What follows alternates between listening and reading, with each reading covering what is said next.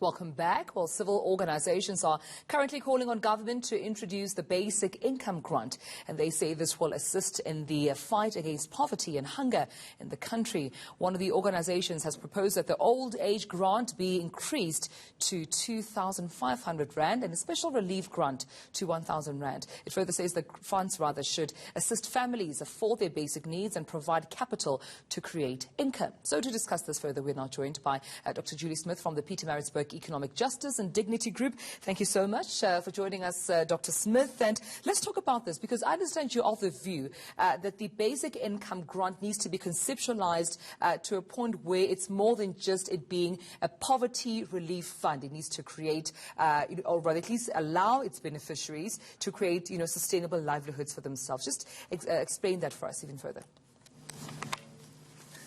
Yes, so basically what we're saying is that poverty is not the cause of itself. That poverty is the result of an unjust and inequitable economic system. So right now, families require direct income transfers to be able to try and, put back together the wreckage, really, that's been wrought around COVID and the lockdown and loss of jobs and very high levels of employment. But at the same time, we have to try and look at pathways out of poverty.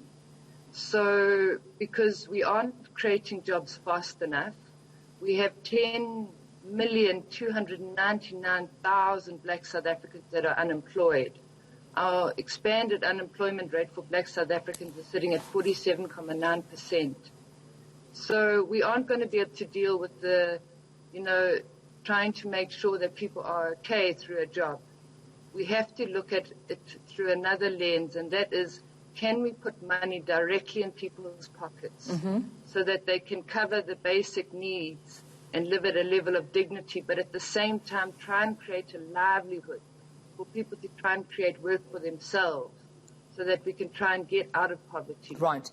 Where do you think the gaps and the challenges are right now in terms of government's relief efforts for economic relief, in terms of, for poverty relief? Where do you think the gaps are identified? I mean, our sense really is that government has done very poorly. It had many options to act to ameliorate the situation. It had many options to act to try and transform the economy, to ensure that workers get paid a decent salary, that mothers can feed their children properly, that transport infrastructure is working and functioning and it doesn't pull out so much money from the wage, and that our electricity is a lot cheaper and food is closer to the table.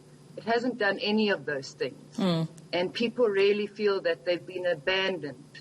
And now what we require is an income, money into people's pockets so that people themselves can try and help themselves out of the mess that they've got into.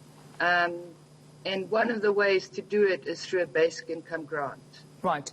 I have to leave in a few seconds. Before I do, briefly, please, if you can, I know that you've made some proposal for an immediate emergency crisis response, also for the medium-term introduction of a basic income grant. Just take us through what both of them are in terms of your proposal. So basically what we're saying is that we are in an emergency, we're in a crisis situation right now. So we have to deal with the crisis, but at the same time we want a longer-term intervention. So in order to deal with the crisis situation we find ourselves in, we're suggesting that the old age grant be topped up to 2,500 rand, the child support grant topped up to 1,000 rand, and that the special, the SDR grant be to come back, and for that also to be increased to 1,000 rand. And then after that has been in place, because that's the quickest thing we can do. We can do it immediately.